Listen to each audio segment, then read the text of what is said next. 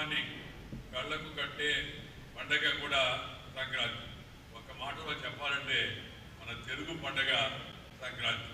ఆ సందర్భంగా ప్రతి సంవత్సరం మనం నెల్లూరు, హైదరాబాదు ఎక్కడో చోట కలుస్తూ ఉన్నాం. మన మిత్రులు చెప్పారు చాలాసార్లు, సార్ మీకు ఎక్కువ మంది స్నేహితులు ఉన్నది విజయవాడలో, అన్నింటికి వస్తున్నాం, మీరు ఒకసారి విజయవాడ కూడా పెడితే బాగుంటుందంటే దృష్టిలో పెట్టుకుని ఈసారి విజయవాడ చాప్టర్లో స్వర్ణ భారత్ ట్రస్ట్ కార్యక్రమాన్ని ఈ సంక్రాంతి సంబరాన్ని ఏర్పాటు చేయడం, దాంతోపాటు ఇవాళే కాకుండా నేను మా కుటుంబ సభ్యులందరం ఇవాళ ఈ కార్యక్రమంలో పాల్గొంటున్నాం. మా అబ్బాయి, మా కోడలు, మా కూతురు, అల్లుడు గారు రాలేకపోయారు, ఇదిగా చిన్న అనారోగ్యం దృష్ట్యా. అలాగే పిల్లలు, మనోళ్ళు, మనవరాళ్ళు అందరూ ఈ కార్యక్రమంలో పాల్గొనడం చాలా సంతోషకరమైన విషయం. ఎందుకంటే కుటుంబాలందరూ కలుస్తూ ఉండాలి, తరచుగా బంధుమిత్రులందరూ తరచుగా కలుస్తూ ఉండాలి. దాంట్లో ఉండే సంతోషం చెప్పాలనేది కాదు. అందుకని సంక్రాంతి పండుగ మరింత ప్రత్యేకంగా మనం జరుపుకుంటాం.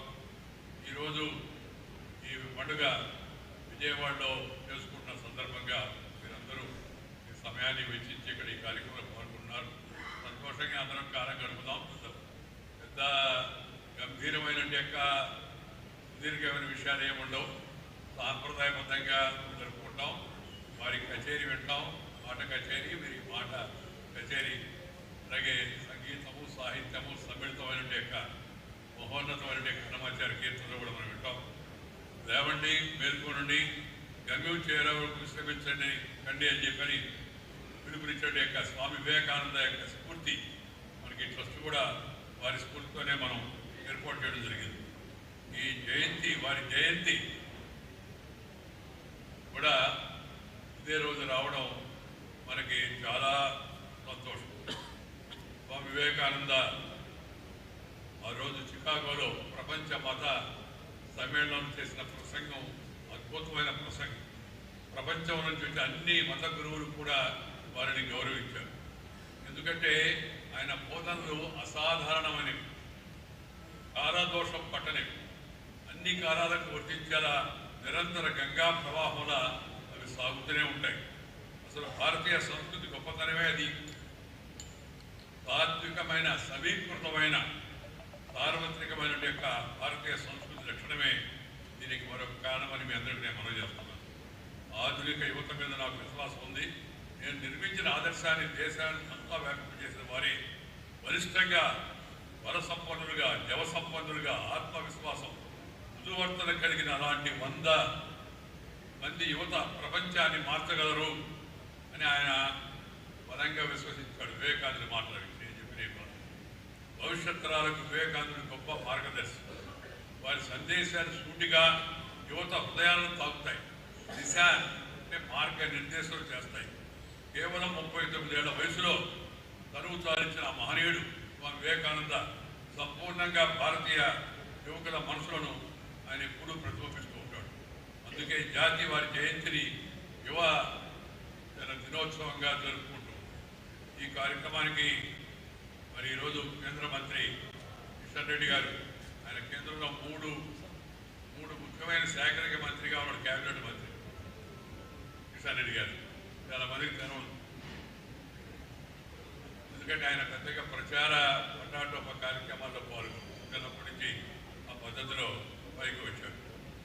ఈ సంక్రాంతి ప్రాశస్త్యాన్ని మనందరికీ కూడా ఈరోజు ఈ యొక్క వేదిక ద్వారా అందించే ప్రయత్నం మనం చేస్తున్నాం. కేవలం ఇక్కడ ఉన్న వాళ్ళకే కాకుండా ఈ యొక్క ప్రసార మాధ్యమాల ద్వారా రాష్ట్రంలో, దేశంలో ఉన్న తెలుగు వారికి కూడా మనం ఈ కార్యక్రమాన్ని చూసేందుకు అవకాశాన్ని కల్పిస్తున్నాం.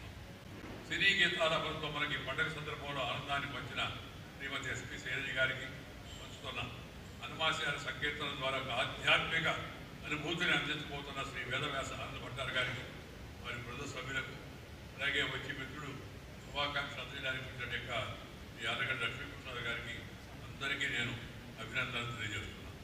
రైతు బిడ్డగా పుట్టిన నాకు రైతులంటే, గ్రామం అంటే ఎంత ప్రేమో చెప్పలేదు. నేను మొదట్లో గ్రామీణాభివృద్ధి మంత్రి అయ్యేదానికి కూడా కారణం ఏంటంటే, నాకు ప్రధానమంత్రి అటల్ బిహారీ వాజ్పేయి గారిని పిలిచి నేను మంత్రిగా తీసుకుంటున్నామనంటే, నాకు ఎందుకు డీ ప్రమోషన్ ఇస్తారు సార్ అన్నాను. ఆయన డీ ప్రమోషన్ అదేంది అన్నాడు.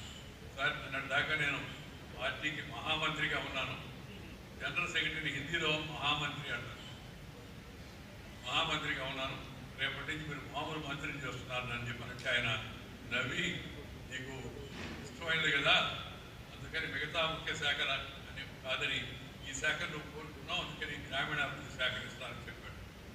ఆ గ్రామీణాభివృద్ధి శాఖలో మొదటిసారిగా మీ అందరికీ తెలుసు, ప్రతి పల్లెకు పక్కా రోడ్డు గ్రామీణ సడక్ యోజన కార్యక్రమం ఆ రోజు చేసేట్టుక అదృష్టం నాకు లభించింది. ఈ రైతు బిడ్డగా పుట్టిన నాకు సంక్రాంతికి ఊళ్ళకు వెళ్ళాలని, అందరితో కలవాలని, మన గ్రామీణ వాతావరణాన్ని చూడాలని, దాంతోపాటు తెలుగు లోగిళ్లకు తొలి క్రాంతి అయినట్టు ఈ సంక్రాంతి సందర్భంగా గ్రామాల్లో ఉండేట ఆ సంబరాలు చూస్తే ఆ సంతోషం చెప్పనరివి కాదు. అవి గొప్పెమ్మలు కావచ్చు, పూలు కావచ్చు, హరిదాసుల యొక్క కీర్తన కావచ్చు, గంగిరెద్దుల యొక్క ప్రదర్శన కావచ్చు, లేకపోతే కోడెలు ఉంటే వాటికి పోటీలు, వాటి పసు పండుగ కోసం వాటిని అలంకరించే విధానం కావచ్చు, మన అమ్మమ్మలు తాతయ్యలు వాళ్ళందరూ ఉన్న వాళ్ళందరితో కలిసి జీవించేటికి అవకాశం కావచ్చు, లేదా పెద్దలు చనిపోతే వాళ్ళందరికీ కూడా వాళ్ళని స్మరించుకొని, మన పెద్దలను స్మరించుకొని, మన పిల్లలకు చెప్పి మీ తాత ఎలా ఉండేవాడు, మీ ముత్తాత ఎలా ఉండేవాడు, మీ అమ్మమ్మ ఎలా ఉండేది, వాళ్ళ అనుభవాలు ఇవని పిల్లలకు అందించడం, ఆ పెద్దలకు ఆ రోజు మనం పూజ చేయడం, లేని వాళ్ళకి పేరుతో బట్టలు పెట్టి ఆ బట్టలు మన ఇతర పెద్దలకు మనం పంచుకోవడం, ఇది మన గ్రామీణ ప్రాంతాల్లో మన ప్రత్యేకత సంక్రాంతి. ఆ సంక్రాంతి సందర్భంగా మనందరం చాలా సంతోషంగా మనుషులు ఇతర రకాలైన చిరుధాన్యాలు ఇవన్నీ కూడా తింటూ ఉంటాం. అందుకే ఇవాళ ఈ కార్యక్రమంలో కూడా మీకు ప్రసంగం తక్కువ, మిగతా వాటికి ఎక్కువ ప్రాధాన్యత ఇచ్చి కాస్త వినడం, తర్వాత అందరం కలిసి భోంచేయడం. సంక్రాంతిలో మన ఇంట్లో అరిసెలు, లేకపోతే మన రేగుపళ్ళు, లేకపోతే మన తేగలు, లేకపోతే మన సజ్జ పూరీలు, లేకపోతే మన కొబ్బరి పూరీలు, లేకపోతే మన సున్నుండలు, లేదా శనగ ముద్దలు, ఇలాంటివన్నీ మనం గ్రామాల్లో తింటూ ఉంటాం సంతోషంగా. అవన్నీ కూడా ఇవాళ ఏర్పాటు చేశారు మన వాళ్ళు కలిసి, మన అందరం కలిసి వాటిని ఆరగించాలని చెప్పినట్టు ఉద్దేశం. ఈ ఆనందపరమైనటువంటి పండుగని మీ అందరితో కలుపుకోవడం చాలా సంతోషం. Share and care is the core of Indian philosophy అని పెద్దవాళ్ళు చెప్పారు, నేను ఎప్పుడు చెప్తూ ఉంటాను. కలిసి పంచుకుందాం, పెంచుకుంటూ అని చెప్పినట్టు పండుగ ఇక్కడ ఏర్పాటు చేయడం చాలా చాలా సంతోషం.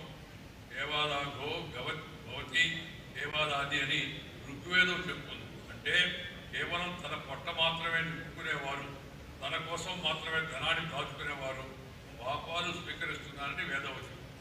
తన కోసమే అంటే ప్రతి మనిషిని తనకున్న దానిలో కొంత భాగాన్ని సమాజంలో ఇతర అవసరాల్లో ఎవరికైతే ఇబ్బంది ఉందో వాళ్ళతో కలిసి మనం పంచుకోవాలి.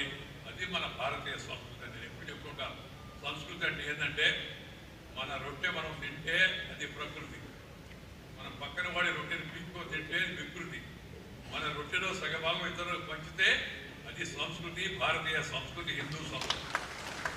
ఆ సంస్కృతిని మన నిజ జీవనంలో భాగం చేసుకోవాలని నేను యువత అందరినీ కోరుతా ఉన్నాను. మీ నిజ జీవనంలో దీంట్లో భాగంగా చేసుకోండి. స్వర్ణ భారత ట్రస్ట్ యొక్క స్థాపన ఉద్దేశం కూడా అదే. అవసరాల్లో ఉన్న వారికి, అవసరం మించి ఉన్న కొద్దిపాటి వాళ్ళైనా ఇతరులకు మంచి వారి అభ్యున్నతికి పాటుపడమే లక్ష్యంగా ఈ స్వర్ణ భారతం తన సేవలు కొనసాగిస్తుంది. ఆహారాన్ని ఇవ్వడం కాదు, సంపాదించుకునే మార్గాన్ని చూపించాలి. మనం చాలా చూస్తున్నాం, ప్రభుత్వాల పోటీలుగా అది ఫ్రీ, ఇది ఫ్రీ, అన్నీ ఫ్రీ అని చెప్తున్నారు. ఎక్కడి నుంచి చేస్తారా అంటే అది కూడా ఫ్రీ, మేము పోయిన తర్వాత ఎవరు వస్తే వాడి కర్మవాడిది అనే పద్ధతులు. ఆదాయాన్ని పెంచాలా, ఆదాయాన్ని పంచాలా, ఇది అందరూ గుర్తుపెట్టుకోవాలి. ప్రభుత్వంలో ఉన్న వాళ్ళందరూ గుర్తుపెట్టుకోవాలి. ఏ ప్రభుత్వం ఈ పార్టీని ఆ పార్టీని దృష్టిలో పెట్టుకొని చెప్పడాలి. దాదాపు ఎక్కువ మంది పార్టీలన్నీ పోటీలు పడుతున్నాయి ఈ ఫ్రీగా ఇద్దామని చెప్పారు. నేను ఫ్రీగా ఇవ్వడానికి రెండే అవసరాలు ఉన్నాయి. ఫ్రీగా ఇవ్వాలనుకుంటే ఏదైనా ప్రభుత్వం ఏదైనా డబ్బులుంటే అందరికీ చదువు ఫ్రీగా ఇవ్వండి. మొదటిది ఫ్రీ ఎడ్యుకేషన్. రెండవది అందరికీ వైద్యాన్ని ఫ్రీగా ఇవ్వండి, ఆరోగ్యానికి. మిగతా ఏది ఫ్రీగా ఇవ్వండి. అవకాశాలు కల్పిస్తున్నాం, జనం సంతోషంగా ఉండగలరు. ఈ విషయాన్ని పాలకులు గుర్తిస్తారని నేను అనుకుంటున్నాను. గుర్తించాలని చెప్పి నేను వాళ్ళందరినీ కోరుతా ఉన్నాను. అందుకని మిత్రులారా, ఈ సంక్రాంతి పండుగలో హరిదాసులు పిలిపించాం మనం, అలాగే గంగిరెద్దు వాళ్ళు పిలిపించాం, అలాగే కళాకారులు అందరితో రైతులు తమ పండిన ధాన్యాన్ని బహుమతులుగా వాటిని అందిస్తారు. పాతను వదిలి కొత్తను చేపట్టాలని, పాతను గుర్తుపెట్టుకోవాలని. పాతను వదిలిపెట్టాలా? పాతను ఉంటాయి కదా, వాడేసినవి ఉపయోగపడాలివి. అలాగే మన ఊళ్ళో అయితే తడిగలు, ఆఖరికి ఆకులు, మట్టలు ఇవి కూడా ఇవన్నీ వాటిలో వేస్తుంటాం. అలాగే పాతను గుర్తుపెట్టుకోవాలి.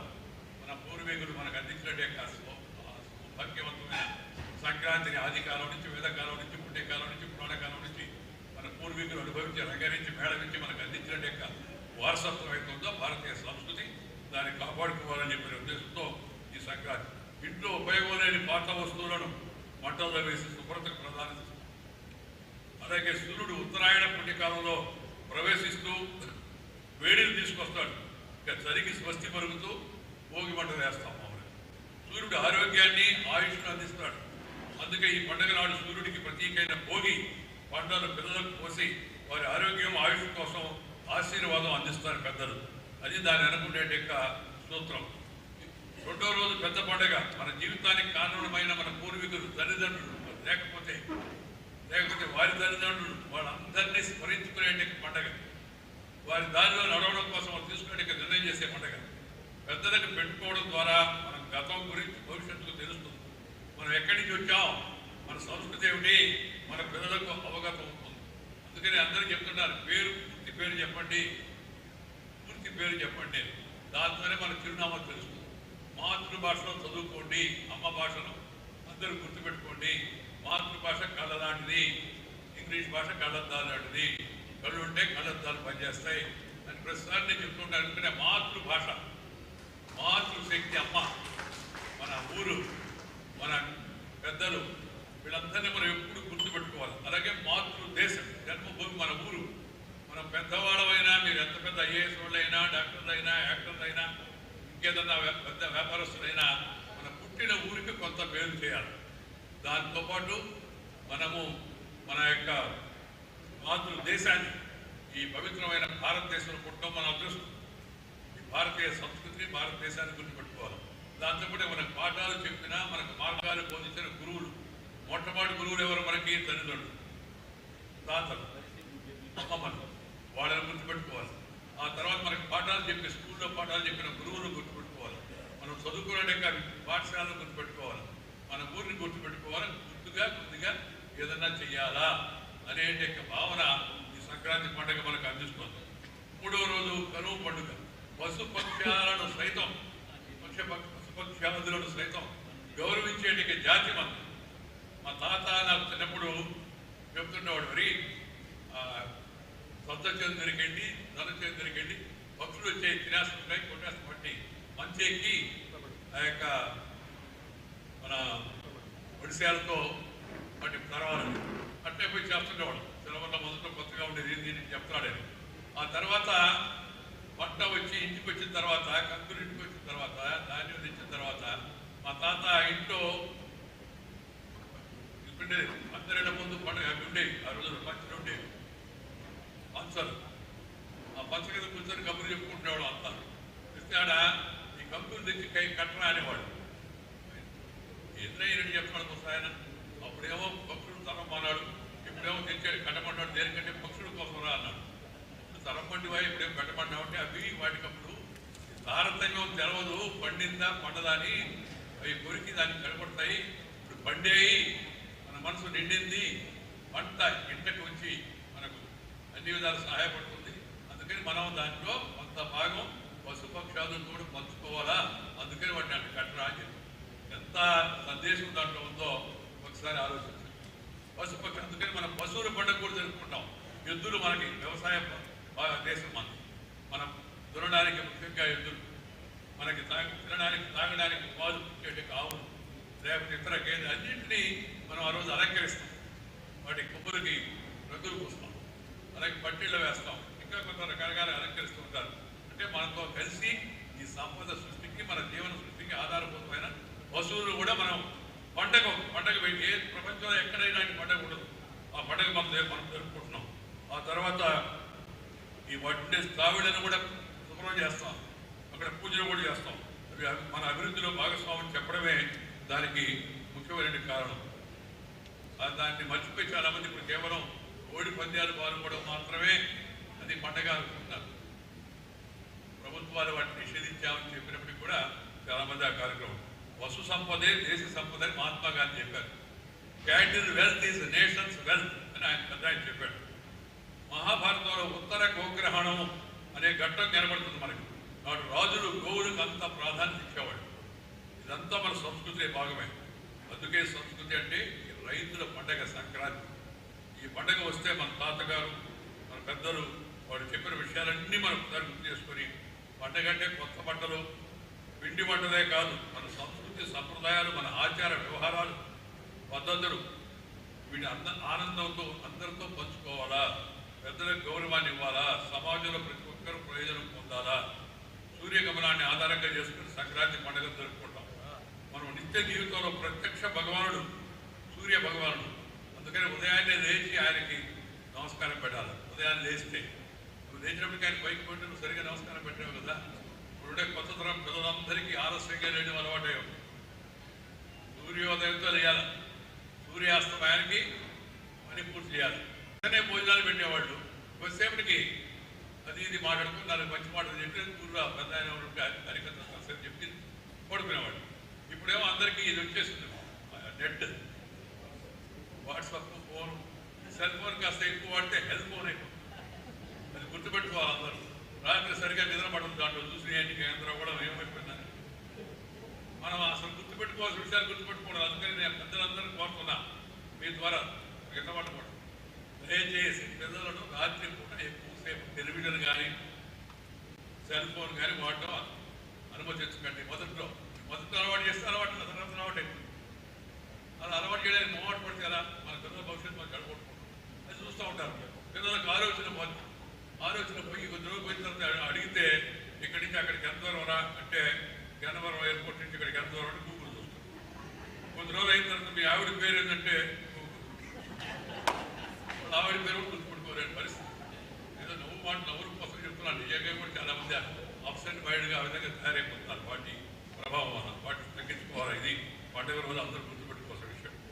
జీవితంలో సూర్యుడి ప్రాధాన్యత ఈరోజు ప్రపంచం గుర్తిస్తుంటే ప్రపంచం అంతా గుర్తిస్తుంది. సన్, మనమేమో మన సన్ గురించి ఆలోచిస్తున్నాం, అసలు సన్ గురించి ఆలోచిస్తున్నాం. ఈ భద్ర అశ్వ హరిత సూర్యస్య అని ఋగ్వేదం చెబుతుంది. అంటే సూర్యుడి హరిత అశ్వాలు కళ్యాణకరమైనవి. హరిత అశ్వాలు గురాలు అనేది దాంట్లో అర్థం. అలాగే అస్తము అంటే వ్యాపించేదని అర్థం, హరితము అంటే రోగులను క్రిములను హరించేదని అర్థం. చూసారా, ఆ రోజుల్లోనే మన సూర్యరశ్మిలో ఉండటం ద్వారా ఆరోగ్యాన్ని సంపాదించుకుని ఎంత చక్కగా చెప్పారు. దయచేసి అందరూ కాస్త సేపు సూర్యుడితో స్నేహం చేయండి. సూర్యుడితో కాదు, సూర్యుడితో స్నేహం చేయండి. వెలుతుల్లో కూర్చోండి, కాసేపు వెన్నెల్లో కూర్చోండి. ఇది నా సలహా పిల్లలందరూ కూడా ఆరోగ్యం. ఏది ఏసీ గదులకి అలవాటు పడిపోయి అన్నిటికీ AC, room AC, office AC, bedroom AC, car AC, మా ఇంటి కూడా ఏసీ.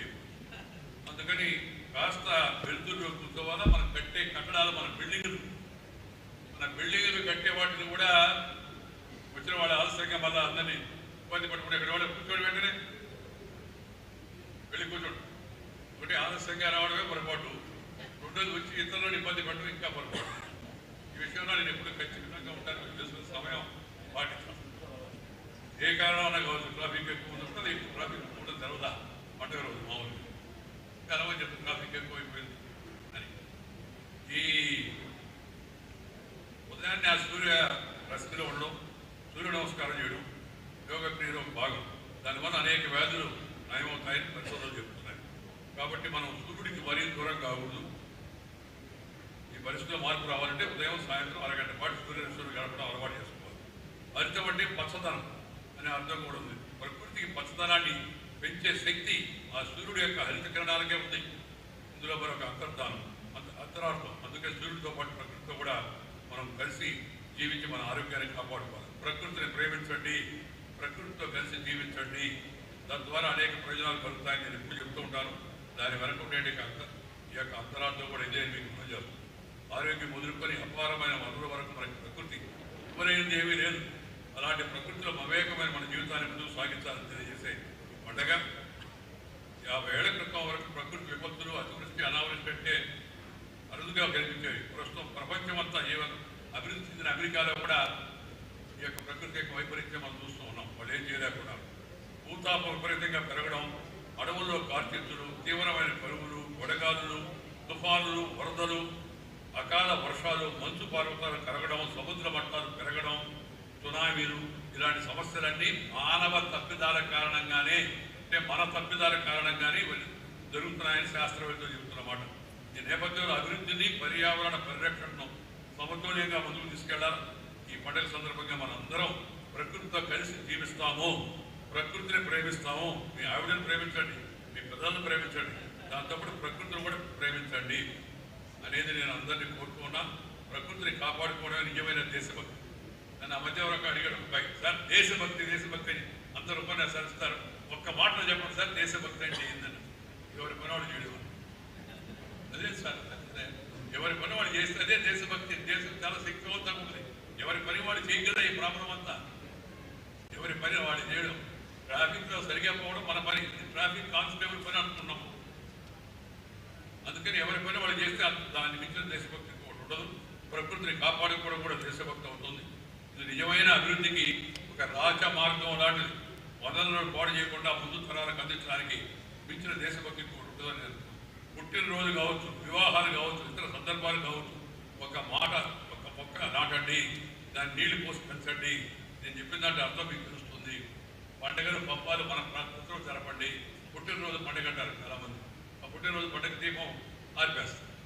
పంపులు ఆర్పే అలవాటు ఇంగ్లీష్ వాడదు, మంది కాదు. దీపం ఆర్పడం అంటే పంపులు ఆర్పడం అని ఒకటి ఇళ్ళు. మనం దీపం వెలిగించాలి, దీపం ఆర్పనే కూడదు. ఎప్పుడు దీపం ఆఖరి రోజు ఆరిపోతుంది ఆటోమేటిక్.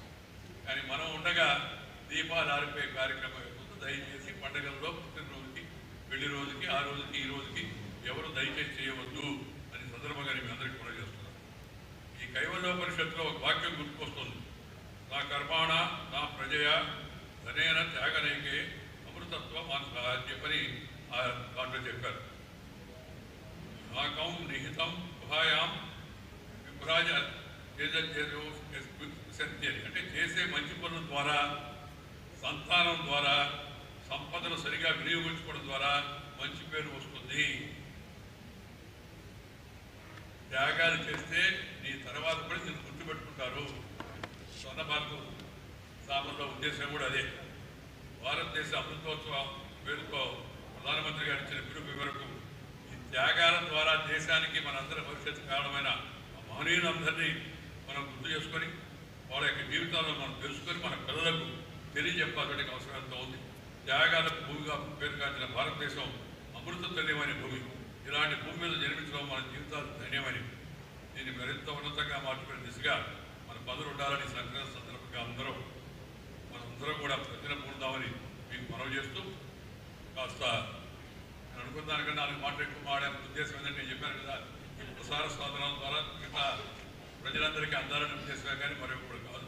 మరొకసారి మీ అందరికీ నేను శుభాకాంక్షలు. అందరూ దయచేసి కార్యక్రమాలు పూర్తయ్యేంత వరకు ఉండండి. మధ్యలో అటు ఇటు కదలకండి. తప్పనిసరిగా పోవాల్సి వస్తే ఏదన్నా వెళ్ళి క్వైట్గా వెళ్ళి మనకు క్వైట్గా లోపలికి వచ్చే ప్రయత్నం చేయాలి.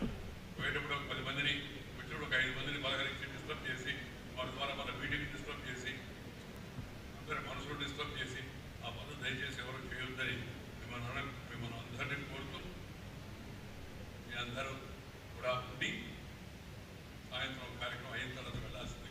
ఒకసారి మీరందరూ ఈసారి ఎక్కువ మందిని పిలవలేదు, తిరణాలప్పుడు చూద్దామని చెప్పారు. కేవలం ఇక్కడుగా ఉండి విజయవాడతో సంబంధం ఉన్న పక్కన జిల్లాల వాళ్ళే పిలిచాం. మామూలుగా అక్కడైతే అందరినీ పిలుచుకుంటాము. ఈసారి పరిమితం చేశాం. ఈ పరిమితమైన దానికి మీరు అందరూ పిలుపునందుకు వచ్చినందుకు చాలా చాలా సంతోషం.